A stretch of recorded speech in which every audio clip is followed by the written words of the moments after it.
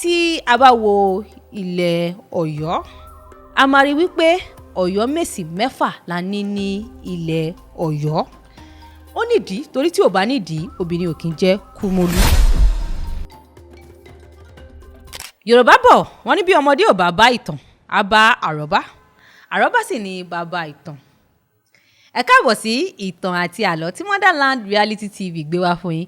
Èmi náà ni òrèǹtẹ̀ yín, ọmọ pupa bí ọ̀lẹ̀lẹ̀ àwẹ̀, òrékè lẹ́wà àwẹ́lẹ́wà, Bolanle Onistory. Ní gbogbo ọjọ́ Monday ní aago 7 alẹ́ ẹ máa pàdé mi lórí Motherland Reality TV. Ibi tí màá ti máa gbé yín débẹ̀ pẹ̀lú ìtàn tí ó ń kọ́ni lọ́gbọ́n, èyí tó ń pani lẹ́rìn àti èyí tí ó ń fúnni ní òye.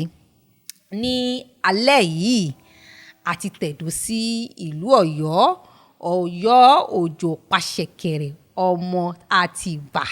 Mo kí gbogbo ẹ̀yin ará Ọ̀yọ́ tó ń wò mí àti àwọn ọmọ ilẹ̀ Yorùbá lápapọ̀. Ẹ bá mi wá nǹkan fìdílé torí ibi tí ìtàn yìí máa gbé wa dé ó lọ fà. Tí a bá wo ilẹ̀ Ọ̀yọ́, a máa rí wípé Ọ̀yọ́ mèsì mẹ́fà la ní ní ilẹ̀ Ọ̀yọ́. Ó nídìí torí tí ò bá nídìí obìnrin ò kí ń jẹ́ kúmólú. Nígbà tí Ọ̀yọ́ ilé parun lẹ́yìn ìgbà tí wọ́n ja Ogun Eleduwe tán tí Ọ̀yọ́ ilé parun, lẹ́yìn náà ni Alaafin wa Atiba Atobatele gun orí ìtẹ́. Nígbà tí wọ́n gun orí ìtẹ́, gẹ́gẹ́ bí a ṣe mọ̀ tẹ́lẹ̀, ọmọ ọba ni wọ́n, olówó ni wọ́n, ọlọ́lá ni wọ́n. Kódà ìkọ́ tí wọ́n máa fi ń pè wọ́n ní Atobatele ni wípé nígbà tí wọn ò tí ì jẹ Aláàfin, wọ́n máa fún àwọn èèyàn ní nǹkan gan. O lè délé Àtìbà kó má jẹ kó má mú kó tó máa fún ẹ lówó. Ìdí tí àwọn èèyàn máa fi ń pè wọ́n ní Atobatele nìyẹn. Àwọn ènìyàn fẹ́ràn wọn gan nígbà tí wọ́n sì jẹ́ ọmọ ọba. Ìgbà náà wọ́n tẹ̀dó sí àgọ́, èyí tí a mọ̀ sí Àgọ́dọ̀yọ́. Lẹ́yìn ìgbà tí Aláàfin Àtìbà Atobatele wá jẹ Aláàfin Ọ̀yọ́, wọ́n pinnu wípé kò sí nǹkan kan tí àwọn fẹ́ lọ ṣe lọ́yọ̀ọ́ ilé mọ́. Ìgbà tó jẹ́ pé Ọ̀yọ́ ilé ti parun, níbi káwọn kúkú tẹ̀dó síbi tí àwọn ń gbé, torí pé Ọ̀yọ́ mẹ́rin la kú ní: Ọ̀yọ́ ilé, Ọ̀yọ́ òkò, Ọ̀yọ́ ògbò àti Ọ̀yọ́ Àtìbà, èyí tí Àtìbà tẹ̀ fúnra ẹ̀. Lẹ́yìn yìí ni wọ́n gbé adé wá sí Ọ̀yọ́ Àtìbà, èyí tí wọ́n jẹ́ àgọ́ ni wọ́n máa ń pè bẹ̀ tẹ́lẹ̀. Ọ̀pọ̀lọpọ̀ ọgbà àwọn èèyàn máa ń pè ní àgọ́ ọ̀já.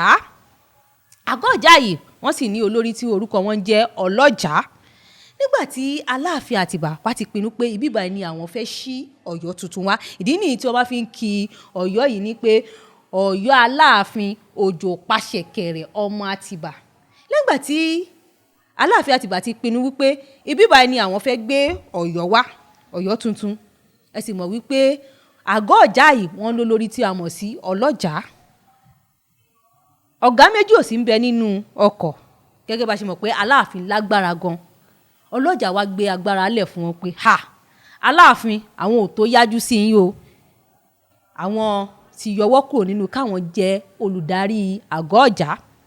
Lẹ́yìn èyí ni Aláàfin Àtìbà wá wò pé kí lohun tí àwọn lè ṣe gan táwọn lè fi dá Ọlọ́jà lọ́lá fún ìpọ́nlé àti ìyìn tó bù fáwọn. Wọ́n rò lọ sọ́tún, wọ́n rò lọ sósì, wọ́n wò pé kí làwọn lè ṣe fún Ọlọ́jà fún àpọ́nlé àti ìyìn tí ó bù fáwọn yìí. Wọ́n wá rò wípé àwọn yóò dá lọ́lá oyè, kò sì ní jẹ́ oyè kékeré, oyè ńlá ni. Àwọn yóò dá lọ́lá oyè Ọ̀yọ́ mèsì. Wọ́n wá wá oyè títí wọ́n wá wo orúkọ Àṣípa, wọ́n wá fi bùn Ọlọ́jà. Ìdí nìyí tí a fi ní Ọ̀yọ́ mèsì méje ní Ọ̀yọ́ Àtìbà. Nítorí náà tí a bá wo ìtàn Ọ̀yọ́ ilé, Ọ̀yọ́ òkò àti Ọ̀yọ́ ìgbò, a máa rí wípé Ọ̀yọ́ mèsì mẹ́fà nìkan ni a ní.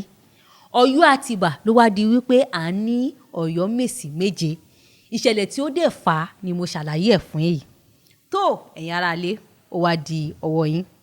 Ẹ bá wa dárúkọ àwọn àǹfààní àti ipò iṣẹ́ tí àwọn Ọ̀yọ́ mèsì wà fún ní ilẹ̀ Ọ̀yọ́ kí àmàbẹ́tò ká lọ ní comment section.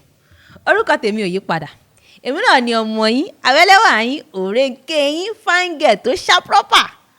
Ọmọ pupa bí ọ̀lẹ̀lẹ̀ àwẹ́, Bolanle Onistory. Mo á fi àsìkò kí gbogbo yín pé ó dàbọ̀.